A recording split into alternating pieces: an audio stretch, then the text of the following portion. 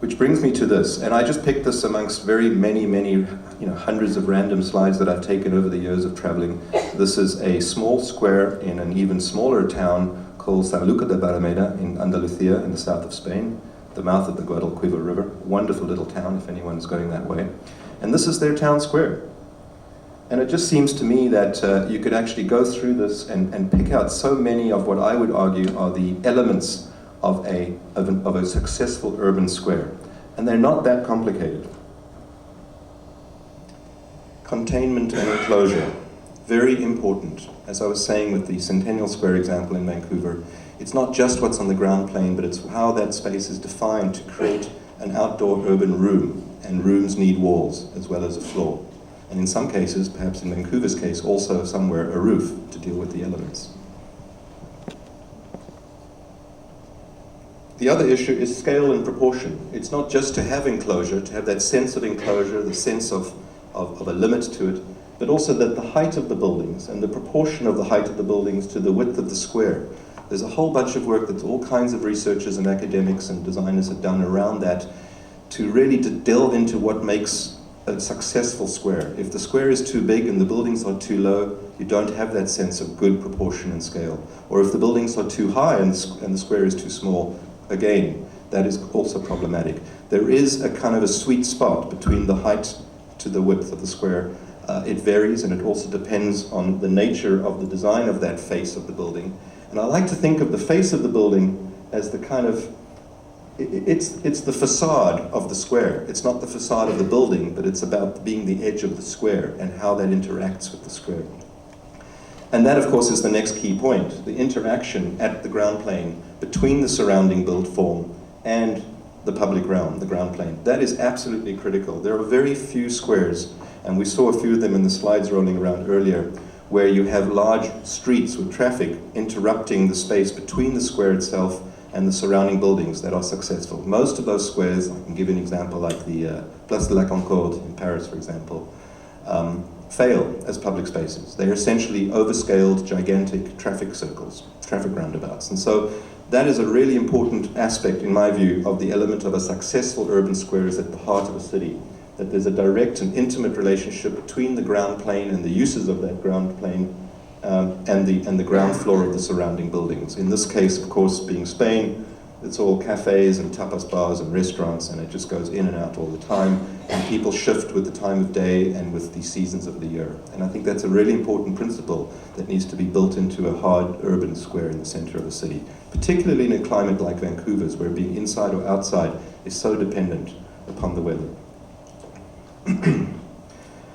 The other point I want to make is durability and multifunctionality. My view is that a successful urban square has to be multifunctional. It can't just be one thing. It has to be multiple things to different people at different times of their lives and at different times of the day or night. And I can tell you from having spent several days and nights in the square that it changes over time, its uses and the people that use it and what they do in that space. And so it might be fairly low-key, at 10 or 11 o'clock in the morning, and then on 2 or 3 days of the week it suddenly takes on the air of being an outdoor public market, and then at other times we noticed a big protest or demonstration, etc., etc.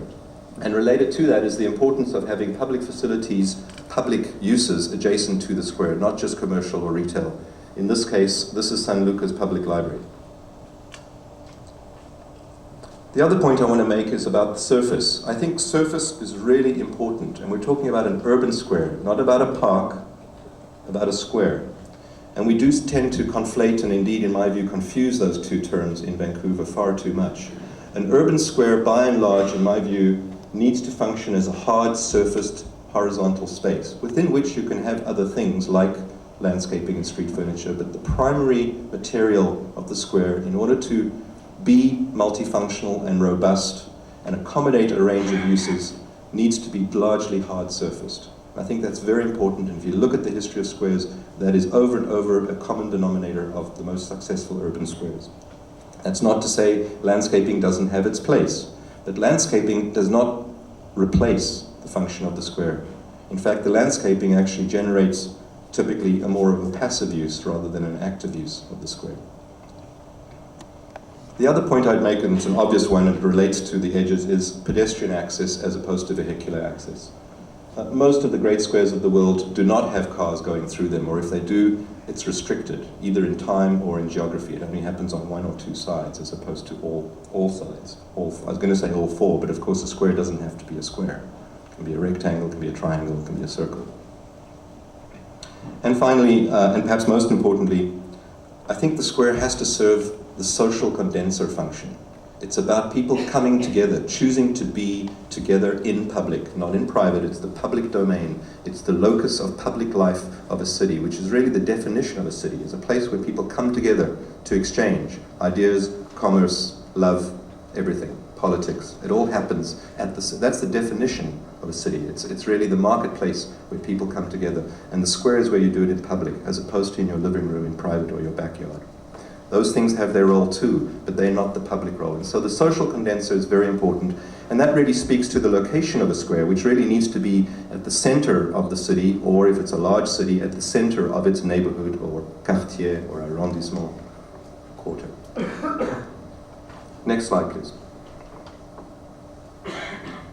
I was just going to end up with this image of perhaps one of the most prototypical neoclassical squares. This is the Plaza Real in Barcelona. Designed by Francesco Molina and built in about 1848. Notice the continuity and the regularity of the design of the built form containment, the arcade, which is a fairly common device to mediate between the vertical and the horizontal, the hard surface, the plates of landscaping, street furniture. The lamps, by the way, are by Gaudi, an early project by Antonio Gaudi. And I think there's an important issue around this for Vancouver, and that is that we shouldn't see the square so much as an amenity, but I would argue it's a necessity if a city is going to function as a robust and healthy democracy. There needs to be a place for public assembly at the center, close to the centers of power. And that is a really important principle in these types of squares. It's not about a passive amenity. It's not about, oh, it would be nice to have another square. It's actually critical if you don't have one. And if you don't believe me, think of recent history of, for example, the whole Soviet bloc, dominoes collapsing, the Velvet Revolution in Czechoslovakia, in Wenceslas Square, or in Kiev, or in Cape Town when Nelson Mandela was released at the Grand Parade in front of City Hall. These are the places where you come out to celebrate, to commemorate, to demonstrate whatever is important in that community at that time. And I think that's the piece that's really missing. And that's why when CBC called me today and said, well, where do you think Vancouver's public square is? And I said, well, I'm not sure we have one other than at the edge. She said, well, what about Robson Street? And I said, well, that's the problem. If that's the answer, then that is the problem. You've stated the problem very neatly. Robson Street is not a public square. It's a street. Some might say it's a shopping mall, an outdoor shopping mall. So the last thought I want to leave you with is that I don't have an answer for Vancouver.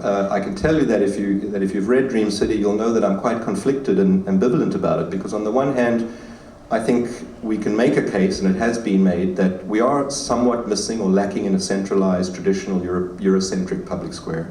But on the other hand, we've done pretty well, pretty darn good stuff at the edges. And that just seems to work very well for many of us for most of the time in Vancouver. So maybe that's tapping into the zeitgeist of this community in a way that a central public square will not.